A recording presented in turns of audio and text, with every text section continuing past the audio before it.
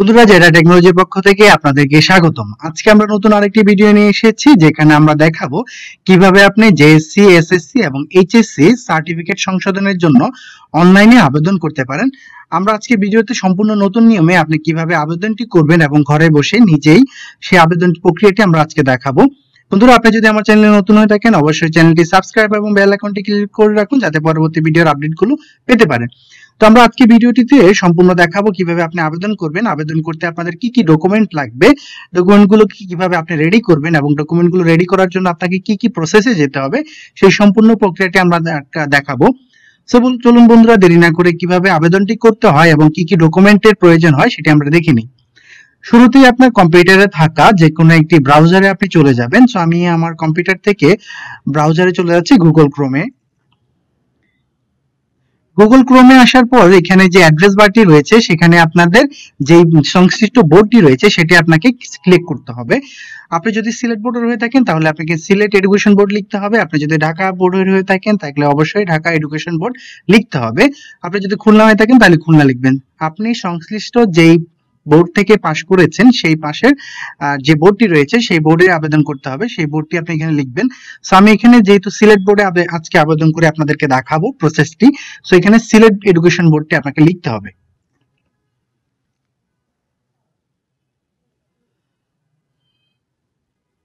So আমি এখানে Sylhet education বোর্ডটি লেখার পর এখানে যে সিলেট এডুকেশন বোর্ডের যে ওয়েবসাইটটি রয়েছে সেটি অন হয়ে গিয়েছে। আপনারা এখানে যারা ঢাকা এডুকেশন বোর্ড, তারা ঢাকা এডুকেশন বোর্ড লিখলে এখানে আপনাদের এগুলো অন হয়ে যাবে।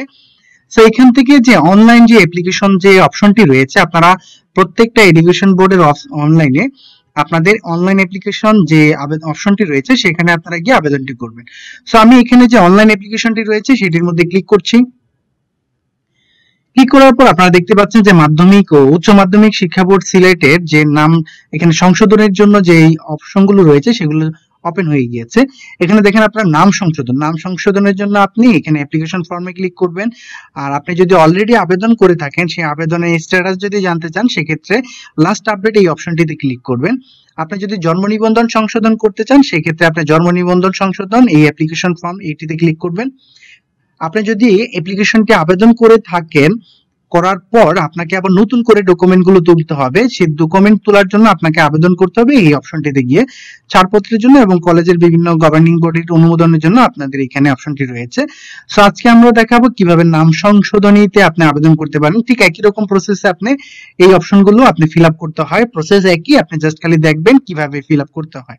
সো আমি নাম সংশোধনী অপশনটিতে অ্যাপ্লিকেশন যে অপশনটি রয়েছে সেটিতে ক্লিক করলাম। ক্লিক করার পর আপনারা দেখতে পাচ্ছেন, দেখেন সর্বশেষ পাশের তথ্য দিয়ে আবেদন করুন।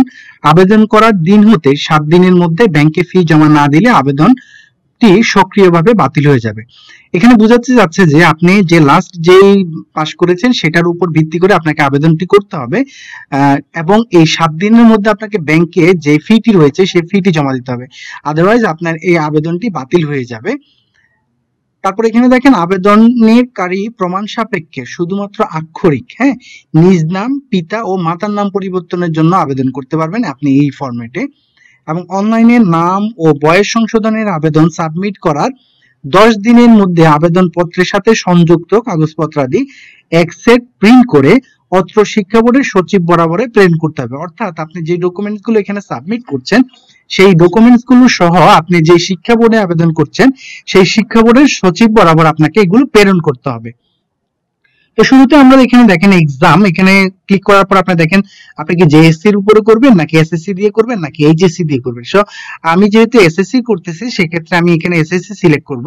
তারপর এখানে থেকে ইয়ারটা সিলেক্ট করবেন, আপনি কোন সালে পাস করেছেন সেই ইয়ারটি আপনি এখানে সিলেক্ট করবেন। সো আমি এখান থেকে ইয়ারটা দিয়ে দিচ্ছি, যে কোনো একটা ইয়ারটি দেওয়ার পরে এখান থেকে আপনি রোল নাম্বার যে অপশনটি রয়েছে এখানে আপনাকে রোল নাম্বারটি দিয়ে দিতে হবে।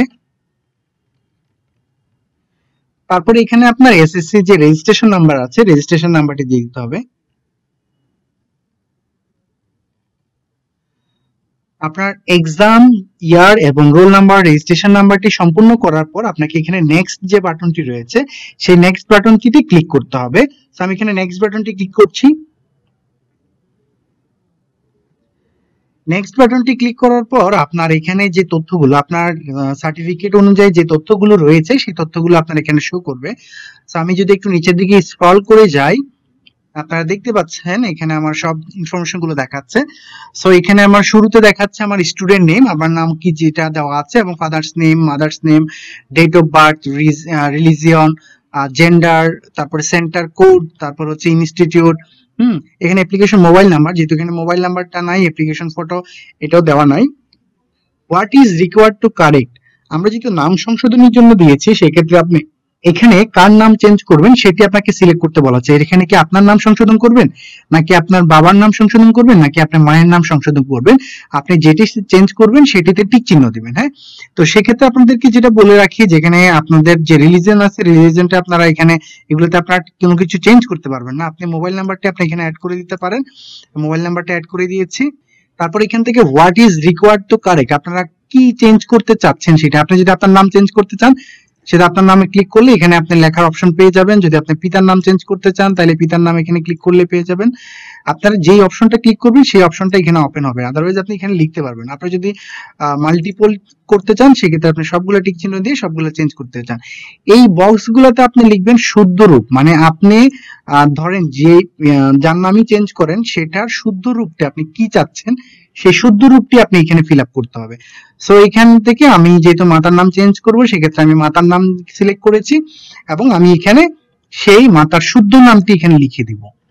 সো আমার যেহেতু এখানে যে এসএসসিটা করছি, আমি এখানে এসএসসিটা থাকবে।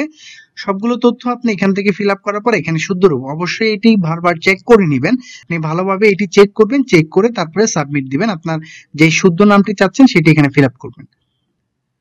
তারপর আমি নিচে চলে যাচ্ছি, এখানে আপনার এসএসসি যে রোল নাম্বার আছে, রেজিস্ট্রেশন নাম্বার আছে এবং সেন্টার আছে, এগুলো আপনাকে শো করছে, এখানে শো করবে। এসএসসির যে ইনফরমেশন আছে, আপনি যে ইনফরমেশন গুলো ফিল আপ করবেন, এখানে যে এসসি আছে, এসএসসি আছে, এইচএসসি আছে। সো আমি যেহেতু এসএসসি দিয়ে করছি, সেখানে এখানে শো করছে। তারপর এখানে নিচে চলে আসি, আমরা এখানে দেখেন এখানে আপনাকে ডকুমেন্টস গুলো আপলোড করতে হয়। আমরা একটু দেখে নিই কি কি ডকুমেন্ট এখানে লাগবে। শুরুতে দেখেন নাম, পিতার নাম, মাতার নাম, পদবি পরিবর্তন, শব্দগত পরিবর্তন এবং ব্যাপক পরিবর্তনের ক্ষেত্রে আপনাকে কি কি লাগবে। এফিডেভিট করতে হবে, আপনার পত্রিকা বিজ্ঞপ্তি দিতে হবে এবং নিম্নোক্ত কাগজপত্রগুলো সংযুক্ত করতে হবে। এবার দেখি আমরা কি কি সংযুক্ত করতে হবে। ধরেন আপনার জেএসসির কাগজপত্র ঠিক আছে, কিন্তু এসএসসিটাতে আপনার ভুল আছে, সেক্ষেত্রে আপনাকে কি করতে হবে, জেএসসির এখানে কাগজপত্রগুলো সংশোধনে এখানে ব্রাউজ করে দিতে হবে। আর যদি না থাকে সেক্ষেত্রে দেওয়া নেই। তবে একটা জিনিস বলে নিই, ব্র্যাকেটে দেখেন আপনার আবশ্যক লেখা আছে এবং যদি থাকে, যদি থাকে এটা হচ্ছে আপনার অপশনাল, আর আবশ্যক যে লেখাগুলো আছে সেখানে আপনাকে অবশ্যই এগুলো দিতে হবে।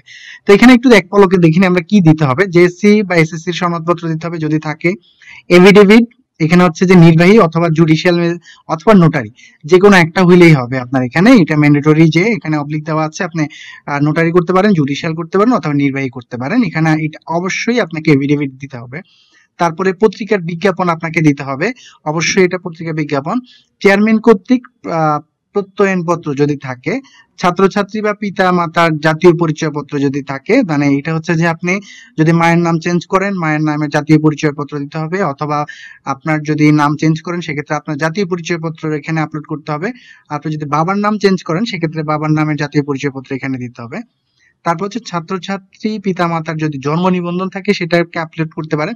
মানে এখানে যে ডকুমেন্টস গুলো চেয়েছে, যে ডকুমেন্টস গুলো অপশন দেওয়া আছে, আপনার কাছে সম্ভাব্য যতগুলো ডকুমেন্টস থাকবে আপনি সেগুলো আপলোড করবেন। এতে করে আপনার কাজটি দ্রুত হবে এবং আপনার সময় কম লাগবে এবং আপনার ডকুমেন্টস গুলো স্ট্রং হবে।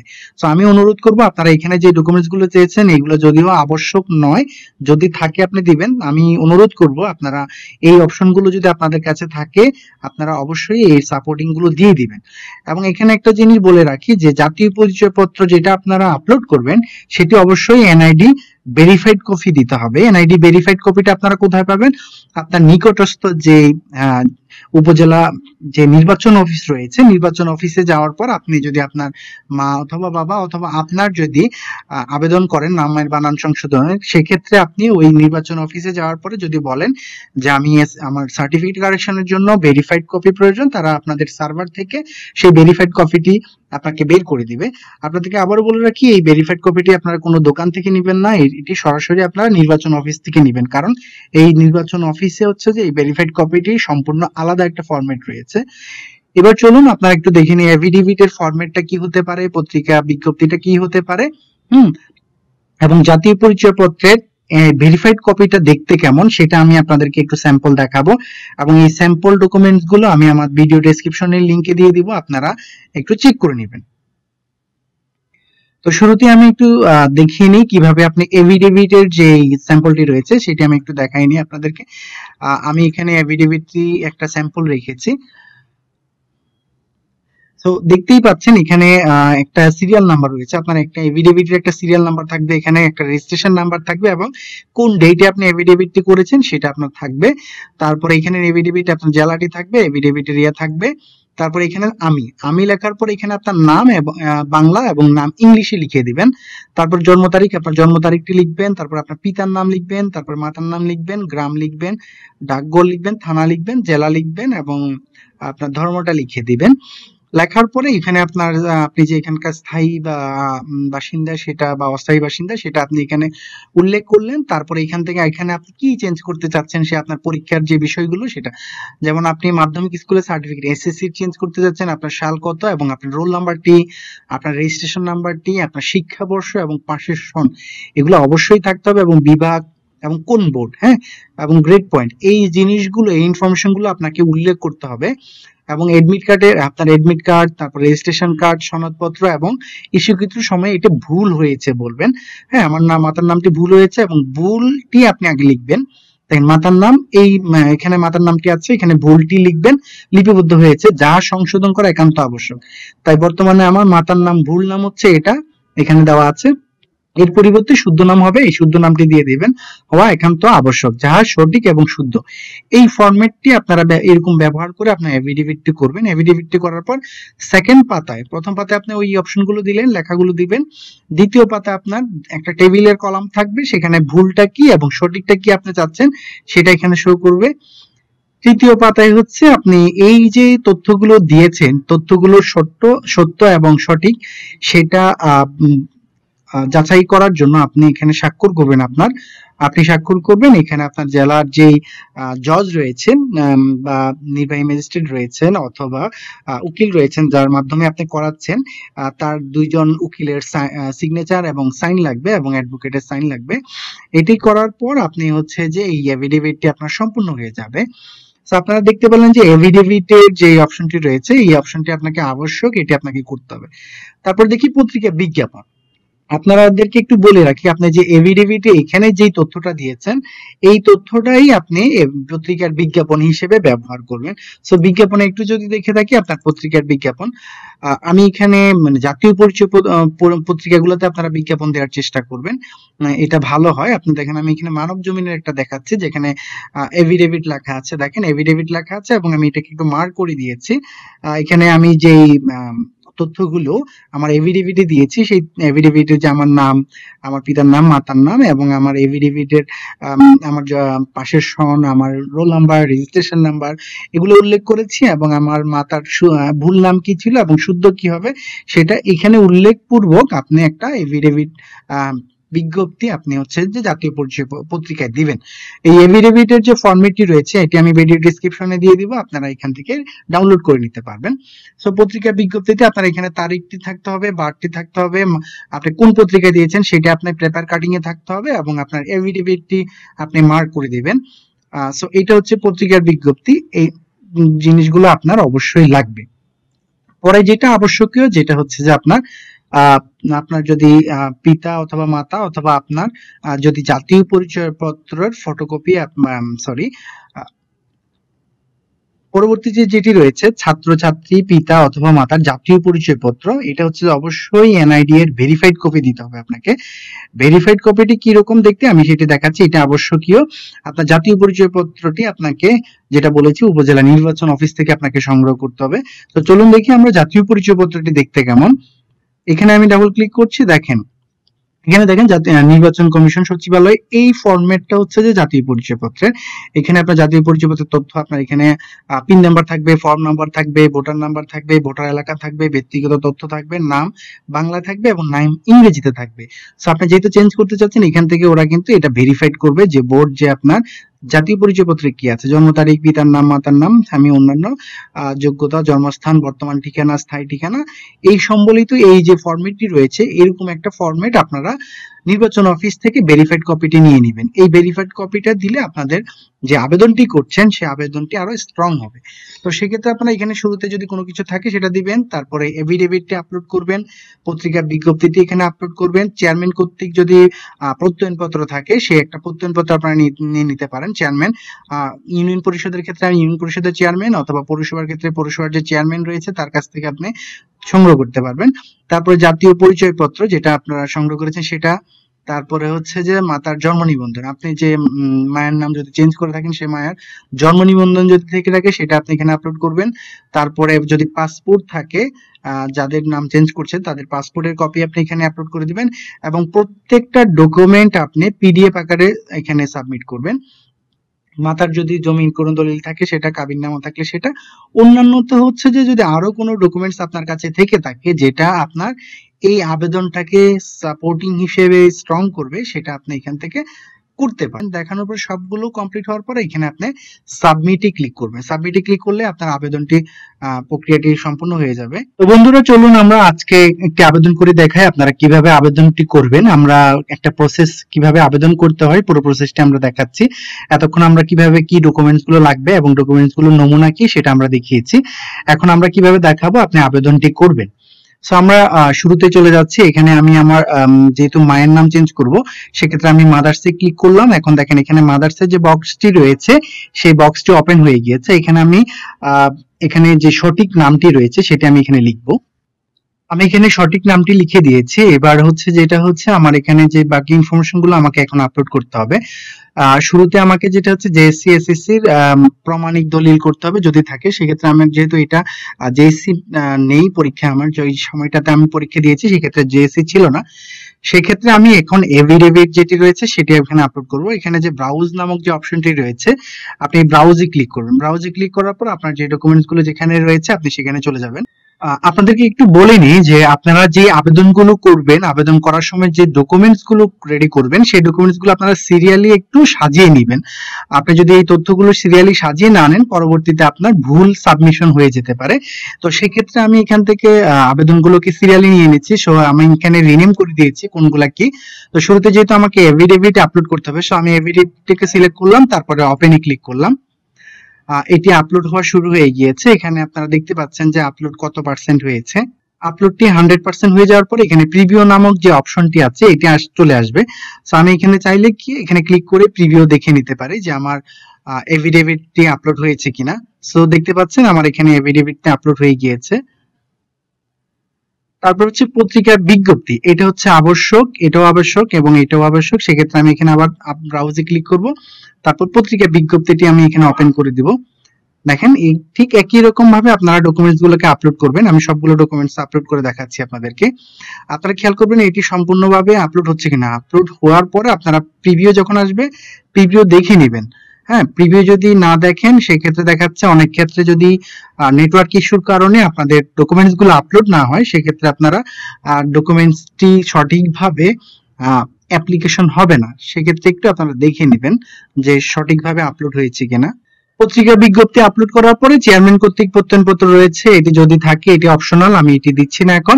তারপর এখানে হচ্ছে ছাত্র ছাত্রী পিতা মাতার জাতিপুর, যেহেতু আমি মাতার নাম সংশোধন করছি সো মাতার এখানে যে এনআইডি যে ভেরিফাইড কপিটি রয়েছে সেই এনআইডি ভেরিফাইড কপিটি আমি এখানে আপলোড করব। সো এখানে ব্রাউজে ক্লিক করছি, তারপর দেখেন আমি এগুলো সিরিয়াল করে রেখেছি যাতে আমার সুবিধা হয়। সো আমি এখানে ক্লিক করব এবং ওপেনে ক্লিক করব। মাতার যে এনআইডি ভেরিফাইড কপিটি আছে সেটি এখানে আপলোড হয়ে গেছে। সবাইকে অনুরোধ করব প্রত্যেকটা ডকুমেন্টস আপলোড করার পর প্রিভিউতে অন করে দেখে নেবেন যে সেটি অন হচ্ছে কিনা। তারপরে এখান থেকে হচ্ছে মাতার জন্ম নিবন্ধন। সো আমি এখান থেকে ব্রাউজ করে মাতার জন্ম নিবন্ধনটিকে আপলোড করে দিচ্ছি। তারপর এখানে যদি পাসপোর্ট সেক্ষেত্রে আমি এখান থেকে পাসপোর্টটাকে অন করে দিচ্ছি। তারপর এখান থেকে জমির দলিল সেক্ষেত্রে আমি এটা দিচ্ছি না, কাবিননামা এটাও দিচ্ছি না। দেখেন আমার যে রিকোয়ার্ড ডকুমেন্ট গুলো রয়েছে তার মধ্যে আমি এগুলো আপলোড করে দিচ্ছি। তারপরে যেগুলো আছে এগুলো অপশনাল, অন্যান্য যদি থাকে সেক্ষেত্রে আমি অন্যান্যতে আরো কিছু ডকুমেন্টস আমি এখানে অ্যাড করে দিব। আমার ডকুমেন্ট সাপোর্টিং গুলো যাতে স্ট্রং হয়, সেই রিকোয়ার্ড ডকুমেন্ট গুলো আপলোড করার পর যে অন্যান্য রয়েছে, অন্যান্যর মধ্যে আপনার যদি আরো কোনো ডকুমেন্টস থাকে, আপনার জন্ম নিবন্ধন যদি ইংলিশে করা থাকে সেটি আপনি আপলোড করে দিতে পারেন। মানে যত সাপোর্টিং ডকুমেন্ট থাকবে আপনি এখানে আপলোড করে দিলে আপনার অ্যাপ্লিকেশনটি স্ট্রং হবে। তো আমি অন্যান্যতে ক্লিক করে এখানে হচ্ছে যে আমার যে জন্ম নিবন্ধন রয়েছে সেই জন্ম নিবন্ধনটি আমি এখানে আপলোড করে দিচ্ছি। তারপর এখান থেকে আমার যে পাসপোর্টটি রয়েছে সেখানে আমার নিশ্চয়ই আমার মায়ের নাম রয়েছে, সেই মাতার নামটি আমি এখানে আপলোড করে দিচ্ছি। তারপরে এখান থেকে আমি হচ্ছে যে মাতার প্রত্যয়নপত্র যেটি রয়েছে সেই প্রত্যয়নপত্রটি আমি এখানে আপলোড করে দিচ্ছি।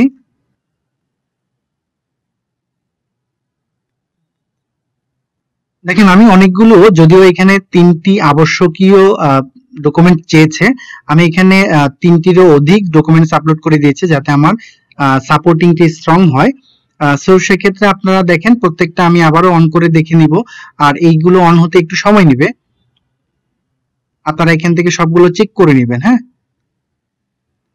এই সবগুলো চেক করে নেবেন। চেক করে নেওয়ার পর তারপর হচ্ছে যে সাবমিট বাটনটি রয়েছে, এই সাবমিট বাটনে আপনারা ক্লিক করবেন। তো আমার যেহেতু সবগুলো ডকুমেন্ট আপলোড করা হয়ে গিয়েছে, আমি একবার চেক করে নিচ্ছি।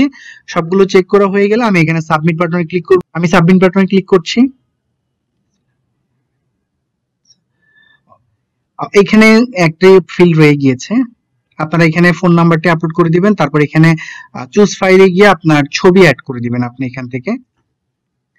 সো আমি এখানে আমার অ্যাপ্লিকেশনের আমার মোবাইল নাম্বারটা দিয়েছি এবং চুজ ফাইলে গিয়ে আমার ছবিটি অ্যাড করে দিয়েছি। আপনারা মোবাইল নাম্বারটা অবশ্যই গুরুত্বপূর্ণ, কারণ আপনাকে বোর্ড থেকে যখন আপনি অ্যাপ্লিকেশনটি সাবমিট করে দিবেন, সাবমিট করার পর আবেদন ফি জমা দেওয়ার পর যখন বোর্ডে এটি মিটিং এ উঠবে, আপনাকে কোনো ডকুমেন্ট সাবমিট করার জন্য আপনাকে ফোন দিতে পারে। অবশ্যই আপনার ফোন নাম্বারটি সচল একটা ফোন নাম্বার দিবেন, যেই নাম্বারে আপনাকে ফোন করতে পারে এবং আপনাকে পাবে। এখানে সাবমিট দিচ্ছি এখন।